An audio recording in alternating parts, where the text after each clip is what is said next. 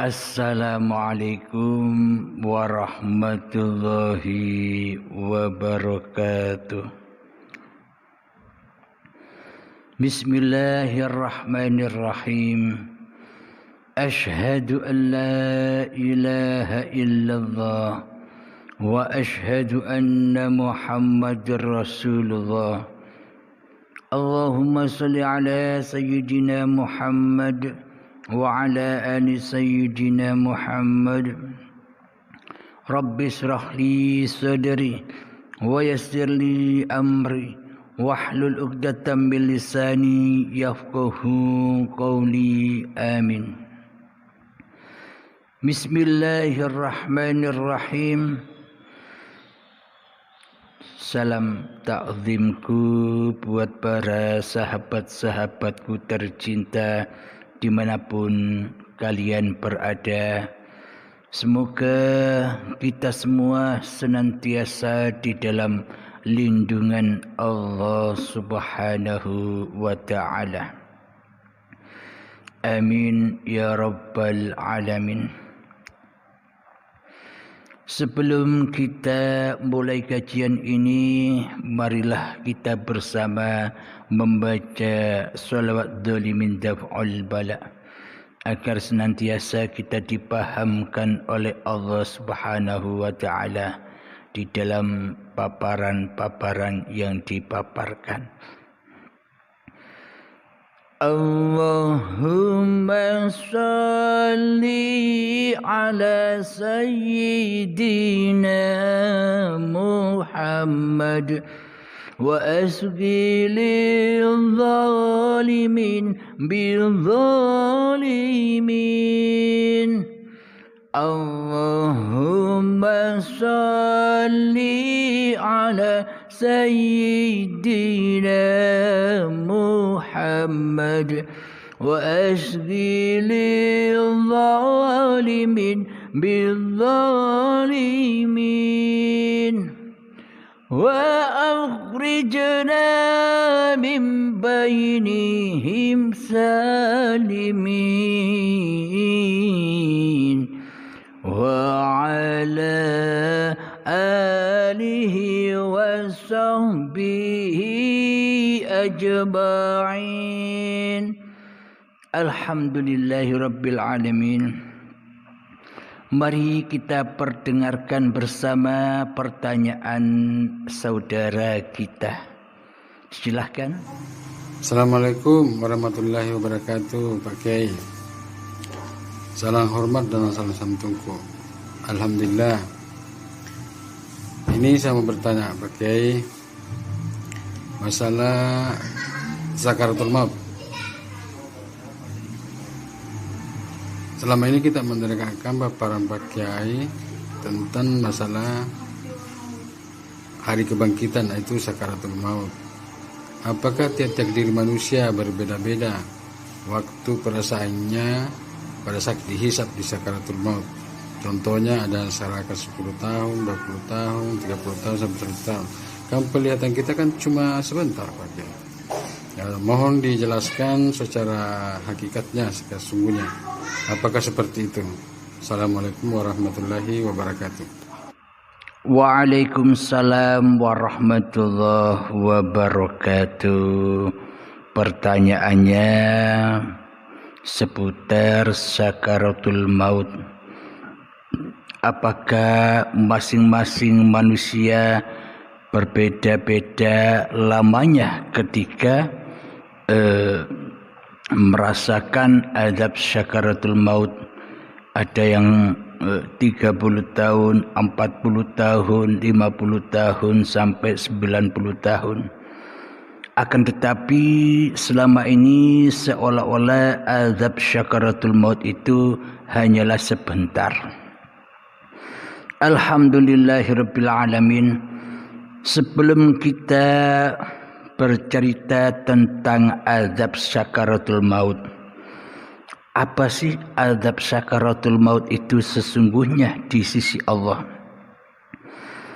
versi pemahaman angen-angen manusia, syakaratul maut itu seolah-olah nanti ketika manusianya sudah mati menjelang kematian, baru ketika pelepasan demi pelepasan, saat di dalam hari pembalasan, hari perhitungan yang mana di akhir hidup manusianya diperhitungkan semua oleh Allah, hak-hak Allah yang telah diambil alih oleh manusianya, hak-hak Allah yang diambil, diakui sifat-sifat manusianya seperti wujud, seperti kuasa, kehendak, ilmu,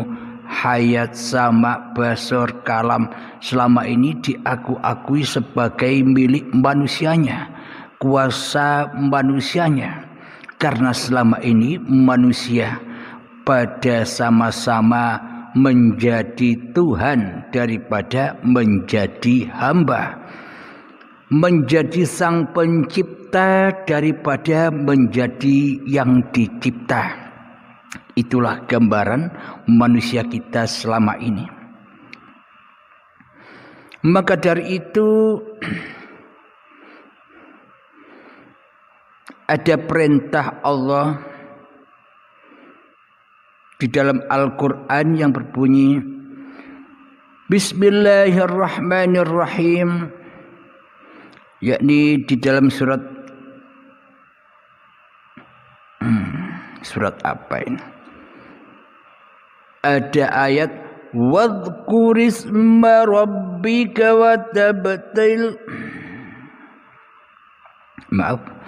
wadhkurisma rabbika watabattal ilaihi tabtila, dan sebutlah nama Tuhanmu dan beribadahlah kepadanya dengan sepenuh hati. Ini babakan hati.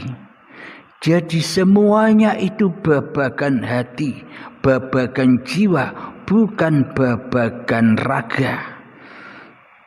Syakaratul maut itu menurut bayang-bayang manusia, penafsiran manusia, disiksanya badan-badannya. Akan tetapi di sisi Allah yang disiksa batinnya, jiwanya. Maka dari itu bila kita tidak ingin diazab syakaratul maut, tidak ingin disiksa di dalam anar, maka wadhkurisma rabbika watabattal ilaihi tabtila, dan sebutlah nama Tuhanmu dan beribadahlah kepadanya dengan sepenuh hati. Maknanya kalau belum kenal Allah, mana mungkin bisa beribadah.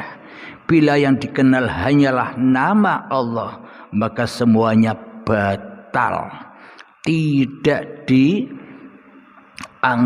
mengabdi dan ibadah kepada Allah, karena hatinya batal. Batal maknanya tidak menjadi hamba, melainkan menjadi Tuhan di dalamnya. Batal karena tidak menjadi makhluk, akan tetapi sebagai sang kholik, sebagai sang pencipta atas hidup dan badannya dan atas seluruh apa yang dilakukan. Ibadahnya, sholatnya seolah-olah sebagai ciptaannya, bukan ciptaan Allah selama ini di dada kita. Itulah azab yang pedih, itulah syakaratul maut itu.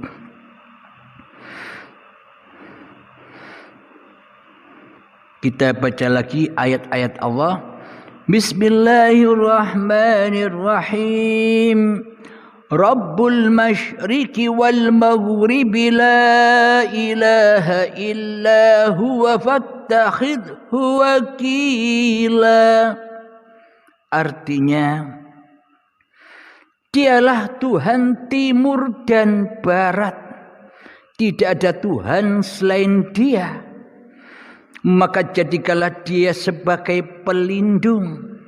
Shadaqallahul azim. Jadi yang dimaksud Tuhan timur dan barat maknanya adalah ketika kau atau kita dilahirkan sampai kita dimatikan kelak, itulah maknanya timur dan barat. Apapun yang kita kerjakan sejak awal kita melakukan suatu amalan, contoh sholat, ketika niat awal sholat sampai salam, itulah timur dan barat. Ketika kita bekerja, dari awal kita masuk kerja sampai selesai kita bekerja, itulah makna timur dan barat. Ketika kita sedang naik kereta atau naik motor, di awal kita naik motor sampai selesai naik motor atau kereta, itulah timur dan barat. Ketika kita makan dan minum, awal kita makan dan minum sampai akhir kita makan dan minum, itulah timur dan barat.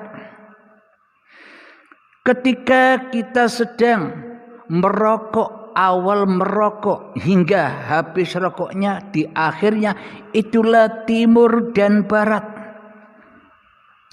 Maknanya seluruhnya dikuasai Tuhan yang menciptakan manusia. Akan tetapi selama ini yang berkuasa atas timur dan barat ini, selama ini bukan Allah yang berkuasa atas diri kita. Karena kita selama ini jadi Tuhan, maknanya kita tidak tahu timur dan barat. Maknanya kita selama ini hanyalah angan-angan saja. Karena iman kita, karena akidah kita, karena keyakinan kita selama ini hanyalah angan-angan belaka. Angan-angannya hawa nafsu manusianya.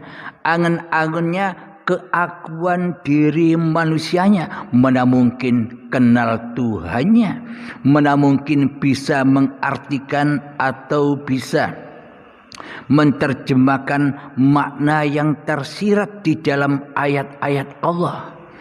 Kita hanya bisa membaca terjemahan secara syariatnya saja, secara tertulis saja, tanpa kita tahu makna yang tersembunyi di dalamnya, makna timur dan barat itu.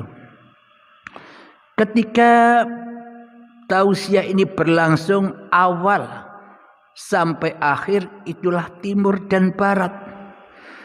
Dialah Tuhan timur dan barat. Tidak ada Tuhan selain Dia. Maka jadikanlah Dia sebagai pelindung. Karena selama ini kita bertuhankan kepada hawa nafsu kita sendiri, keakuan kita sendiri, maka kita selama ini tak pernah berlindung kepada Allah, melainkan kita selama ini berlindung kepada iblis dan syaitan yang ada di hati kita, yang merasa berkuasa atas timur dan barat.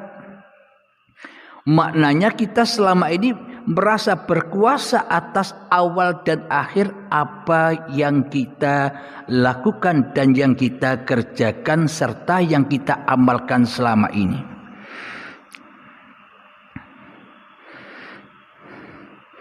Alhamdulillahirabbil alamin.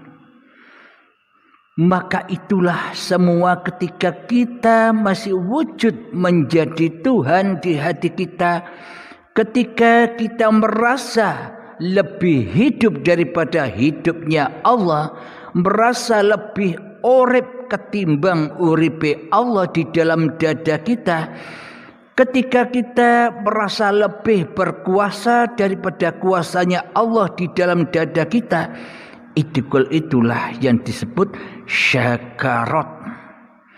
Itulah yang disebut siksaan. Meskipun kelihatan badan-badan kita aktif beribadah, bangun malam badannya, sholat malam badannya, sholat fardu badannya, zikiran badannya, sholawatan badannya, semuanya serba badan yang melakukan. Karena itulah azab yang pedih, maknanya tertolaklah, maknanya batilah semua itu, karena kita hanya nyembah badan, nyembah hawa nafsu kita sendiri, nyembah keakuan diri kita sendiri. Itulah contoh-contoh azab-azab neraka, yang mana semua apa yang kita lakukan kita ambil sendiri, tidak pernah dipersembahkan kepada Allah, karena kita selama ini tak kenal Allah. Buktinya kita merasa bangga dengan amal-amal kita, merasa bangga dengan ilmu-ilmu kita, merasa mulia atas semua yang kita kerjakan, merasa mulia atas kekayaan yang kita miliki, merasa mulia dengan kegantengan atau kecantikan wajah-wajah kita, merasa mulia atas ilmu-ilmu kita. Itulah azab-azab syakarat, karena manusianya masih nyembah iblis dan setan di hatinya, menyembah hawa nafsunya sendiri ketimbang kembali kepada Tuhan sebagai pelindung manusianya. Jadi yang diazab itu siapa? Yang diazab itu orang-orang yang masih kafir kepada Tuhannya, orang-orang yang masih mensekutukan Allah dengan diri manusianya di hatinya, manusia-manusia yang masih mensekutukan wujudullah dengan wujud manusianya di hatinya, orang-orang yang mensekutukan hidupnya Allah dengan hidup manusianya di hatinya, manusia yang masih mensekutukan kekuasaan Allah dengan kekuasaan diri manusianya di hatinya. Itulah orang-orang kafirin dan orang-orang yang terkena syakaratul maut, mati jiwanya, karena jiwanya hanya kembali kepada iblis dan setan, atau kembali rojiun kepada hawa nafsunya sendiri di hatinya. Diutus oleh Allah dan Kanjeng Nabi Muhammad, apapun yang kau kerjakan, awalilah dengan niat, karena di dalam niat, akhir niat ada kata lillahi ta'ala, agar kau tak tersesat, agar kau tak jadi Tuhan, agar kau tidak terkena azab syakaratul maut, agar kau tidak terhitung sebagai umat yang kafirin. Maka dari itu dibutuhkan niat, yakni lillahi ta'ala. Praktekkan itu di dalam hatimu. Bagaimana mungkin kita bisa praktek sementara hati kita masih kufur terhadap Tuhan yang menciptakan diri kita? Bagaimana mungkin kita bisa berpraktek lillahi ta'ala sementara selama ini kita ngaku-ngaku jadi Allah, atau kita ngaku-ngaku jadi Tuhan, daripada menjadi makhluk, daripada menjadi hamba di hati kita. Buktinya Allah gaib, yang wujud di hati kita hawa nafsu kita sendiri. Itulah selama ini kita terkena azab syakaratul maut. Di dalam surat Al-Imran ayat yang ke-10, Bismillahirrahmanirrahim. Innal ladzina kafaru lan tughniya anhum amwaluhum wala auladuhum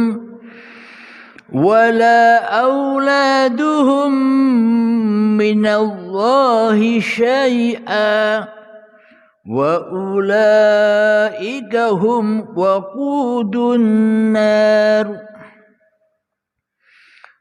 Artinya sesungguhnya orang-orang yang kafir, bagi mereka tidak akan berguna sedikit pun harta benda dan anak-anak mereka terhadap azab Allah. Dan mereka itu menjadi bahan bakar api neraka. Jadi istri, suami, anak-anakmu, harta-hartamu, itu semua azab neraka. Itu semua azab syakaratul maut. Itu semua fitnah di sisi Allah bila manusianya masih kufur hatinya terhadap Tuhannya. Bila manusianya belum kembali kepada Tuhannya, yakni lewat baiatan, maka itu adalah bahan bakarnya neraka. Kapan neraka itu? Ya ketika manusia belum kenal Allah. Kapan azab syakaratul maut itu? Ya ketika manusia belum bisa kembali hatinya kepada Tuhan Sang Pencipta dirinya. Apakah bukti azab neraka yang berasal dari suami atau istri? Kita sering cekcok di dalam kehidupan ini. Kita sering tidak seiring bersama selama ini terhadap pasangan-pasangan kita. Kadang tidak sesuai keinginan yang satu dengan yang lain, selalu bertentangan. Apalagi imannya, sang suami berjalan di dalam perjalanan Tuhannya, yakni mempelajari ilmu hakikat dan makrifat, sementara istrinya masih kokoh berdiri di syariatnya. Ini sering bertentangan keimanannya. Apalagi ketika kita diuji dengan kekayaan. Sang istri kepingin beli ini, beli itu, sang suami tidak mengizinkan. Itulah bukti-bukti azab neraka, bahan bakarnya neraka. Azab neraka contoh yang dicontohkan kepada anak-anak. Terkadang keinginan anak-anak kita tidak sesuai dengan keinginan hati kita. Kita ingin anak kita begini, tapi sang anak begitu. Selama ini seringlah antara orang tua dan anak saling uji dan menguji. Anak diuji oleh orang tuanya diuji oleh anaknya. Itulah azab annar, azab neraka, bahan bakarnya neraka, bahan bakarnya syakaratul maut. Azab neraka dibabakan tentang dunia. Ketika bisnis kita tidak berhasil, kita dihukum, diazab syakaratul maut di dalamnya. Hati kita merasa sedih, hati kita merasa takut, hati kita merana di dalamnya karena babakan dunia. Itulah semua azab-azab dari Allah bagi orang-orang yang masih kufur terhadap Tuhannya. Maka sudah terjawablah apa yang dimaknai syakaratul maut itu. Panjang sekali syakaratul maut bagi orang-orang yang kufur hatinya terhadap Tuhannya. Kapan batas berakhirnya?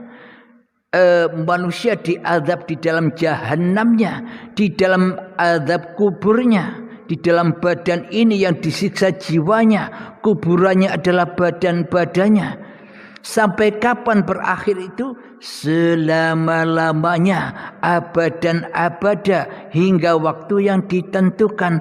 Kapan waktunya datang? Ketika Anda sudah dibaiat paksa oleh Allah Subhanahu wa ta'ala, yakni di ujung azab yang pedih ketika syakaratul maut, ujung puncak-puncaknya syakaratul maut datang, yakni kematian. Dirampas semua harta-harta kita, dirampas semua cinta-cinta kita terhadap istri, suami, anak, dan apa yang sudah kita kumpul-kumpulkan. Dilepaskan dengan paksa badan yang bukan milik kita, dilepaskan juga hidup yang bukan milik kita. Itulah hari pembalasan, itulah hari penghisapan, karena kita selama ini kufur terhadap Sang Pencipta diri manusia kita. Jadi itu terjadi bisa 20 tahun, 30 tahun, 40 tahun, 50 tahun, 60 tahun, 70 tahun, 80 tahun, 90 tahun, 100 tahun, sesuai masing-masing umur manusianya.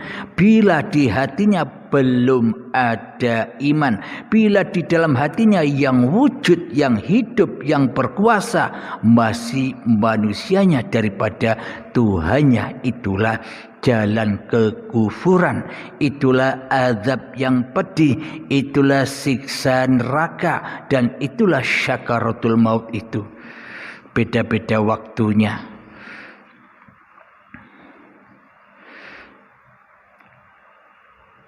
Ada lagi ayat di dalam surat At-Tahrim, ayat yang ke-6.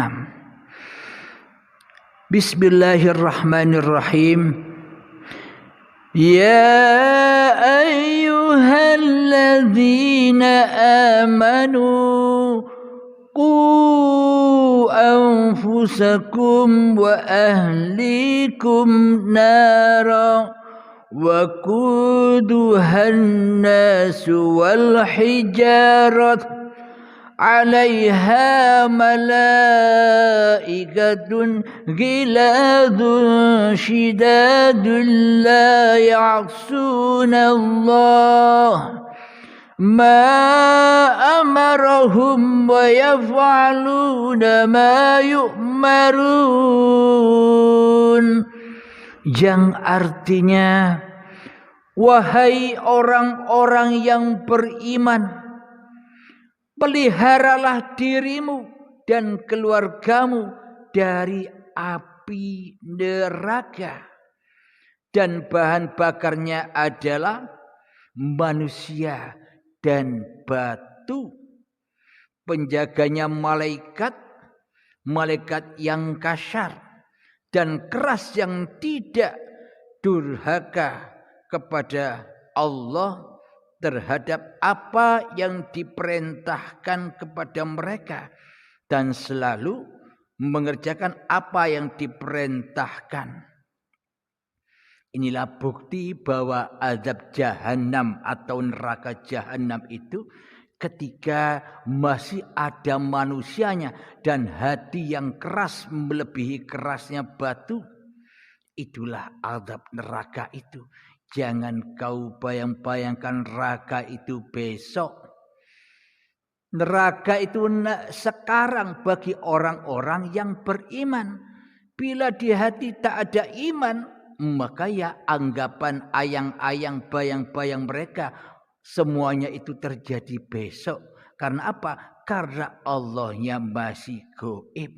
Karena Allahnya tidak ada bagi dirinya. Yang ada hanyalah hawa nafsunya. Maka dari itu ketika mereka kufur kepada Allah, diazablah oleh Allah hatinya. Maknanya bukan Allah yang mengadab dengan azab yang keras.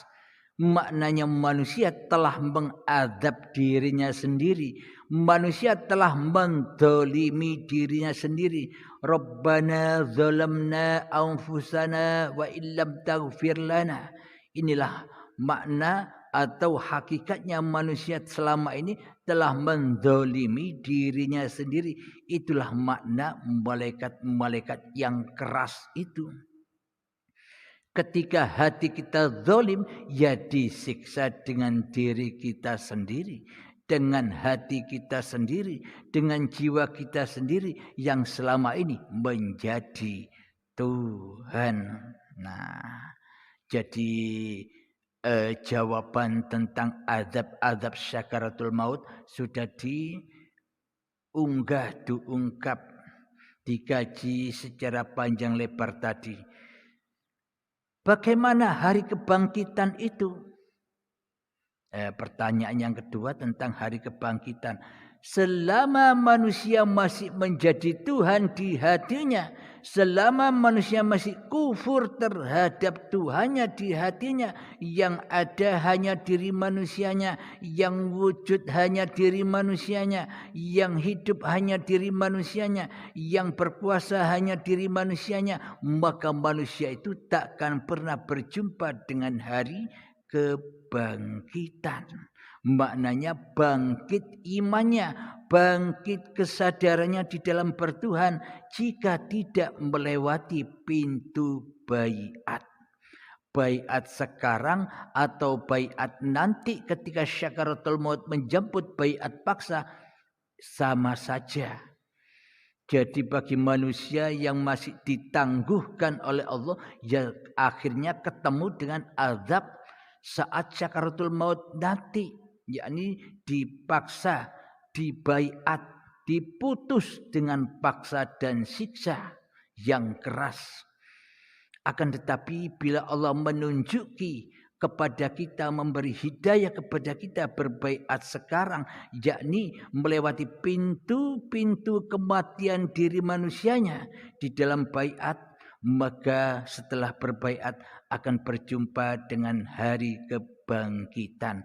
Ketika manusianya sudah tumbang kemanusiaannya, maka bangkitlah kesadaran di dalam bertuhannya, maka wujudlah Allah sebagai Tuhannya manusia, maka hiduplah Allah sebagai hidup yang ada pada manusia, maka berkuasalah Allah atas seluruh manusia dan seluruh ciptaannya.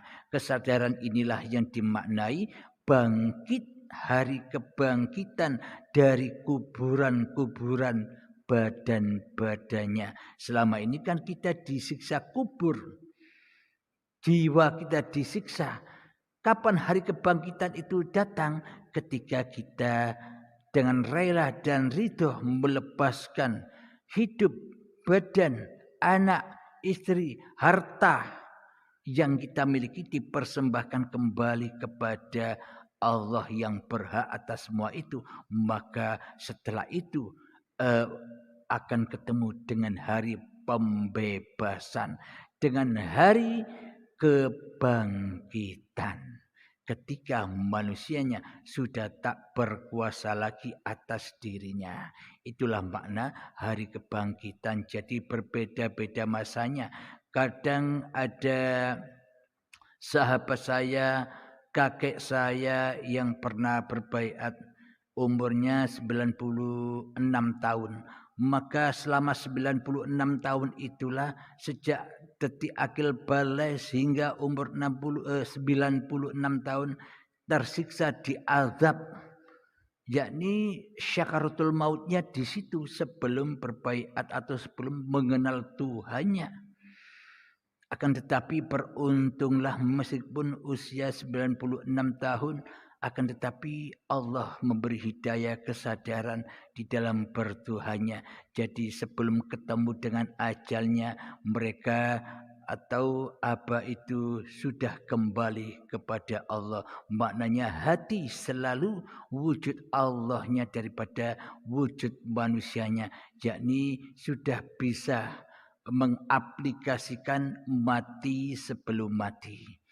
Alhamdulillah, itulah tanda kebesaran Allah, tanda kita bersyukur kepada Allah Subhanahu wa ta'ala. Kiranya semoga jawaban-jawaban ini akan membuka hati kita bersama. Semoga kita semua dipahamkan oleh Allah atas paparan-paparan yang sudah dipaparkan ini.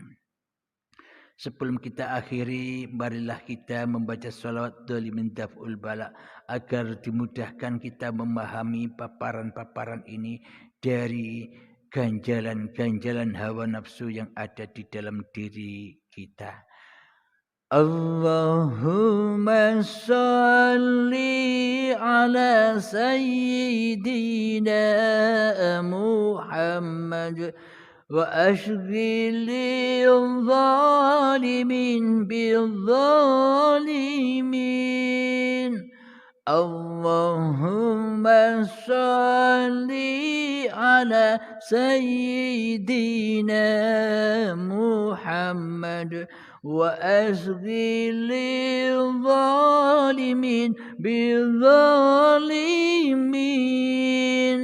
وأخرجنا من بينهم سالمين